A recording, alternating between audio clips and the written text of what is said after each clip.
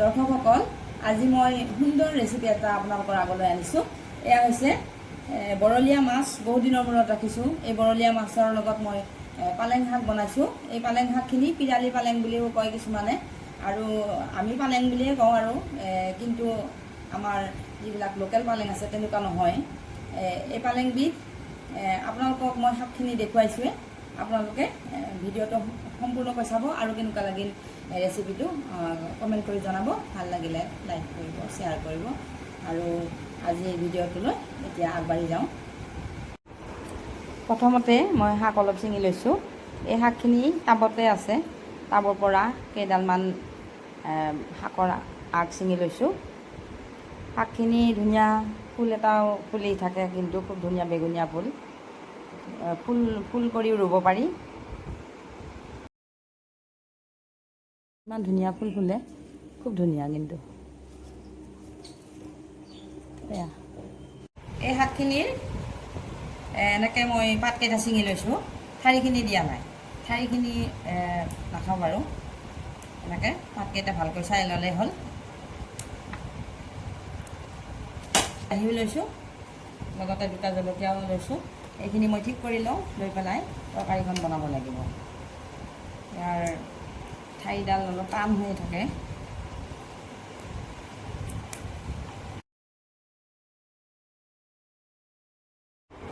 এয়া হৈছে বৰিয়লা মাছ। বৰিয়লা মাছখিনি বাছি ধুই উঠি অহাৰ পিছত হালধি নিমখ সানি ৰেডি কৰি লৈছোঁ।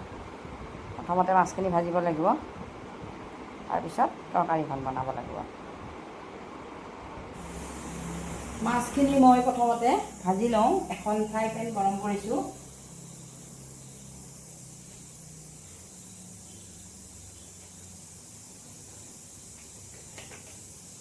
তেল অকণমান দিলোঁ। হৈছে, এতিয়া মই মাছখিনি হাতেৰে দি দিলোঁ।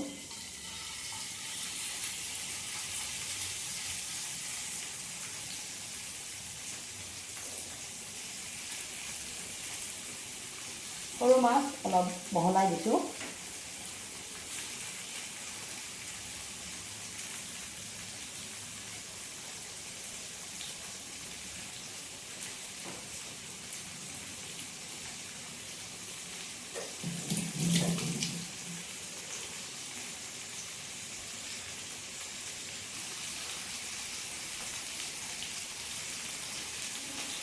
কিছু সেয়াই দি দিম আৰু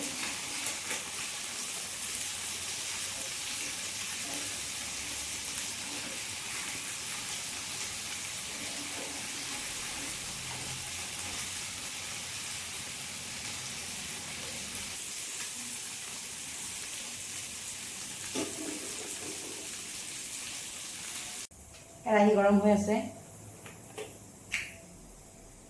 গৰম কেৰাহীখনত মই তেল অকণমান দিলোঁ।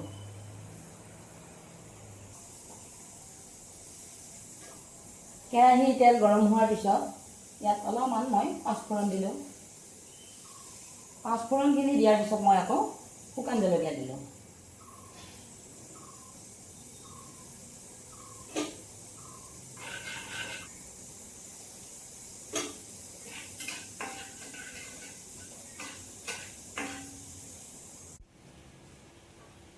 পাঁচফোৰণ আৰু শুকান জলকীয়াখিনি ভাজি লোৱাৰ পিছত মই ইয়াতে বিলাহীখিনি দি দিলোঁ।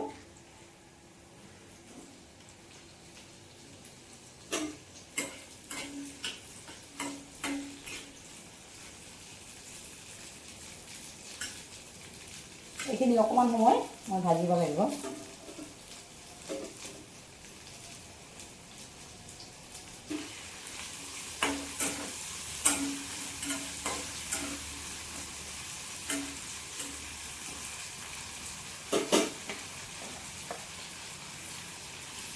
হালধি,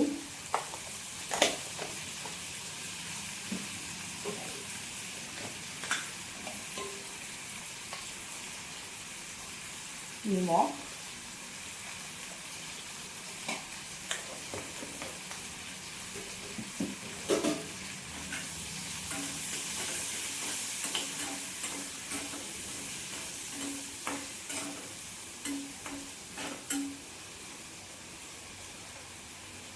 এই বিলাহীখিনি ভজা হৈছে। এতিয়া মই শাকখিনি কাটি লৈছিলোঁ এইখিনি দি দিছোঁ। এই শাকখিনি দিয়াৰ পিছত আৰু মই বেছি সময় নাভাজোঁ।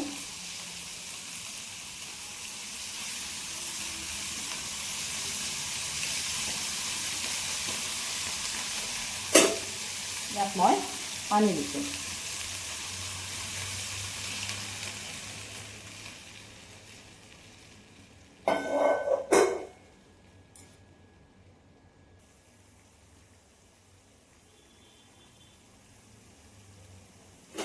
এইখিনি খুব সুন্দৰকৈ উতলিছে,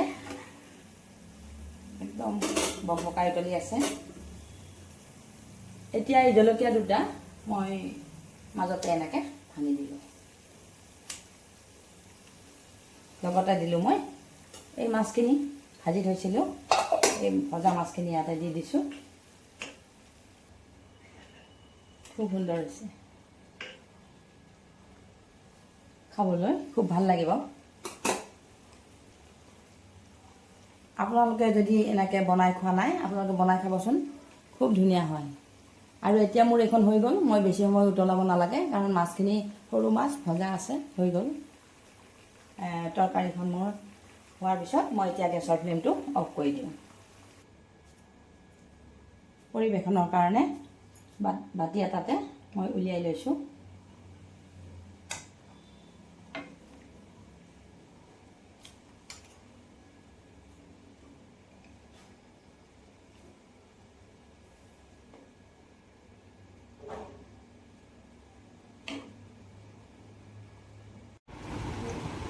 পিৰালি পালেঙৰ লগত ৰন্ধা মোৰ এই বৰিয়লা মাছৰ তৰকাৰীখন এনেকুৱা হৈছে দেখাত।